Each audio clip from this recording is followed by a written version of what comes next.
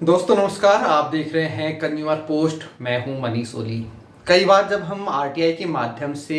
Departments में सूचना मांगने के लिए जाते हैं तो हमसे ये कहा जाता है कि ये जो सूचना है ये थर्ड पार्टी की सूचना है या फिर किसी की निजी सूचना है जिसे कि नहीं दिया जा सकता। तो इसे लेकर के कई बार कन्फ्यूजन की स्थिति रहती है और लोगों को ये जानकारी नहीं रह पाती है कि कौन सी सूचनाएं वो आरटीआई के माध्यम से ले सकते हैं और कौन से नहीं। और ख़ास तौर से वो दस्तावेज जो कि सरकारी डिपार्टमेंट्स में जमा हैं लेकिन किसी के निजी रूप से हासिल किए हुए दस्तावेज हैं, जैसे कि उसकी कोई शैक्षणिक योग्यता है, उसके अनुभव हैं, इस तरह के कोई मामले। इसमें उत्तराखंड सूचना आयोग का एक बहुत ही महत्वपूर्ण डिसीजन आया है जिसमें उन्होंने स्पष्ट किया है कि यदि किसी पद के सापेक्ष आपकी नियुक्ति होती है और आप वहां पर कोई शैक्षणिक दस्तावेज अपने प्रस्तुत करते हैं या फिर कोई अनुभव प्रमाण पत्र प्रस्तुत करते हैं, तो बाद में अगर कोई व्यक्ति उनके बारे में जानकारी चाहता है, सूचना चाहता है, तो फिर आप उसको ये कह करके देने से बच नहीं सकते कि ये तो किसी थर्ड पार्टी की सूचना है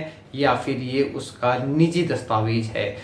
दरअसल ये जो पूरा मामला है ये उत्तराखंड के देहरादून में स्थित दून विश्वविद्यालय से जुड़ा हुआ है। यहाँ पर फिजिक्स के असिस्टेंट प्रोफेसर की नियुक्ति की प्रक्रिया चल रही थी जिसमें कि साक्षात्कार हुए और उसके बाद चयन की प्रक्रिया भी पूरी कर ली गई। तो एक अभ्यर्थी द्वारा इसके संबंध में जानकारी मांगी गई। उसने मांगा कि जो जो व्यक्ति साक्षात्कार के दौरान यहाँ पर उपस्थित थे उसकी सूची उन्हें उपलब्ध कराई जाए। इसके साथ ही जो प्राप्तांक लोगों को मिले यानी कि जो नंबर उनको मिले उसकी सूची उपलब्ध कराई जाए और इसके अलावा जिस व्यक्ति का चयन इसमें हुआ है उसके शैक्षणिक दस्तावेज और साथ में जो उसके अनुभव प्रमाण पत्र हैं वो भी आरटीआई के माध्यम से उसे उपलब्ध कराए जाएं। तो जब जैसे ही लोक सूचना अधिकारी के पास ये सूचना पहुंची तो उन्होंने ये कहते हुए मना कर दिया कि जो शैक्षणिक दस्तावेज हैं वो उस व्यक्ति के निजी कागज हैं जिसका कि चयन हुआ है और ऐसे में तो जो थर्ड पार्टी की सूचना है वो आपको नहीं दी जा सकती है। किसी की निजी जानकारी, निजी दस्तावेज जो है वो आरटीआई के माध्यम से देने का प्राविधान नहीं है।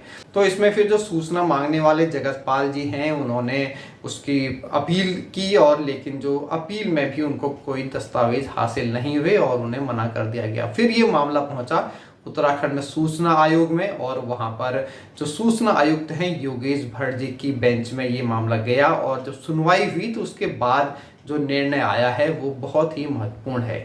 सूचना आयोग ने अपने निर्णय में स्पष्ट किया है कि राजकीय सेवा में चयन हो जाने के बाद जो भी आप दस्तावेज सरकारी सेवा में प्रस्तुत करते हैं, जमा करते हैं, वो फिर आपकी निजी संपत्ति नहीं रह जाती, यानी कि निजी जानकारी के तौर से उसे नहीं लिया जा सकता। उसकी सूचना यदि कोई व्यक्ति मांगेगा तो फिर वो डिपार्टमेंट्स को देनी होगी। सूचना आयोग ने अपने निर्णय में स्पष्ट किया कि इस तरह की जानकारी सार्वजनिक न किया जाना आरटीआई एक्ट की जो मूल भावना है उसके खिलाफ है और तो दून विश्वविद्यालय को ये जो जानकारी है आरटीआई के माध्यम से उपलब्ध करानी होगी। आयोग ने कहा कि भले ही जब तक वो व्यक्ति सरकारी सेवा में नहीं था और उसने वो डॉक्यूमेंट्स वहां पर प्रस्तुत नहीं किए थे वो उसकी एक निजी जानकारी हो सकती है, लेकिन आयोग ने स्पष्ट किया कि अब जब वो व्यक्ति सेवा में आ चुका है तो फिर ऐसे में उस व्यक्ति द्वारा प्रस्तुत किए गए जो शैक्षणिक दस्तावेज हैं या फिर अनुभव प्रमाण पत्र हैं वो अब सभी जो नियोक्ता संस्थान है एक तरह से उसकी संपत्ति है और उसे सार्वजनिक किया जाना बेहद ही जरूरी है अगर कोई आरटीआई के माध्यम से कोई व्यक्ति उसके संबंध में जानकारी चाहता है।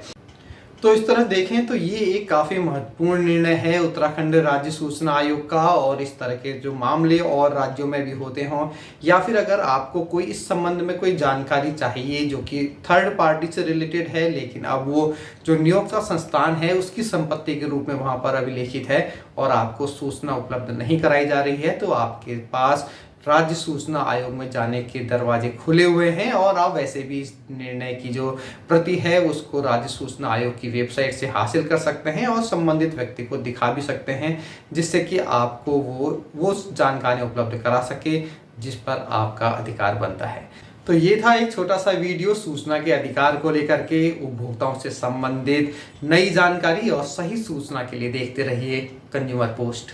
नमस्कार।